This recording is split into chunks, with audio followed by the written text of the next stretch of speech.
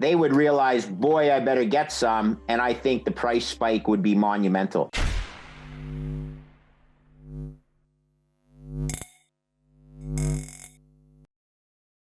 Hey guys, welcome back to Library of Wealth.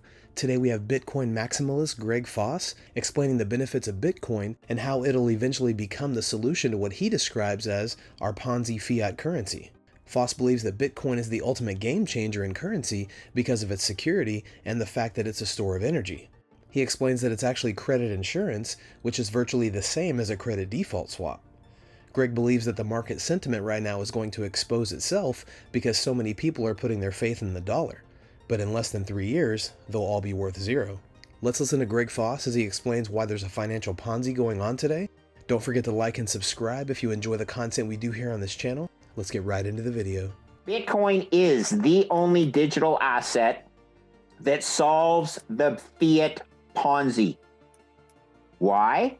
Because it is truly decentralized, it is truly secure, and most importantly, it is a store of energy, a store of your time and energy that you can keep and transfer over time and space for consumption in the future. Very simple. The fiat Ponzi does not do that for you. The fiat Ponzi punishes you for holding fiat over time and space because it debases. This is the solution to the fiat Ponzi that I've been looking for literally 30 years since I graduated and started working at Canada's largest financial institution, the Royal Bank of Canada, in 1988.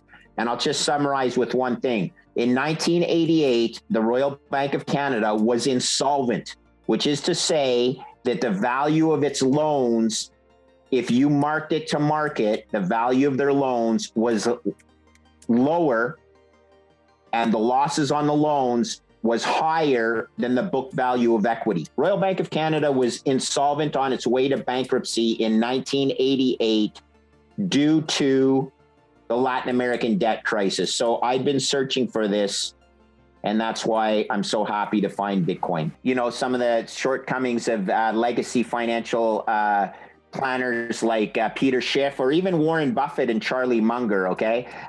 Perhaps Munger and Buffett are smarter than Shifty Pete, and they understand the challenge that Bitcoin would be to their holdings of banks like Bank of America and Wells Fargo and American Express. But again, Bitcoin is a hedge to the fiat Ponzi. And Buffett and Munger don't want the fiat Ponzi to end because it's what's enriched them over time. Foss says the issue with the fiat Ponzi is that it begins with the commercial banking system. He explains that the central banking system has been the reason for all the obstacles in our financial world. This is because for their capital base, they're being levered up to 25 times. In a nutshell, commercial banks are requiring inflation so that their collateral will be able to escalate in value to recoup their decreased capitalization. Bankers have also been incompetently ignoring financial conditions, credit spreads, and the fact that the market is being ground to a halt. The reality of central banking causing all the problems in our financial world, in my opinion, Bitcoin solves the problem of central bank shenanigans. And this is where I think it's going to go in the future. I think gold will become less important as a Treasury reserve asset. I'm certain that U.S. Treasury bonds, which have been being reduced over time by central banks like China, Japan, and Russia, they will replace that with Bitcoin in an event where Bitcoin becomes 5% of global financial assets, which in the event that the world's largest oil exporter, Saudi Arabia, decides to price their product in Bitcoin, people would be scrambling to get a percentage of their global assets in Bitcoin. So at 5% of global financial assets, the price of Bitcoin is over 2 million US dollars per Bitcoin in today's dollars. Well, what would happen if Saudi Arabia makes the announcement? It wouldn't go directly to $2 million per Bitcoin. But I'm thinking that people that do the grade 11 math, just like I just did for you, they would realize, boy, I better get some. And I think the price spike would be monumental. It's coming. It's going to happen. I don't know when. It's hard for me to, one of the old adages in trading, give a target price, but never a time, or give a direction, but never a target price. So over time, I think the price of Bitcoin goes up.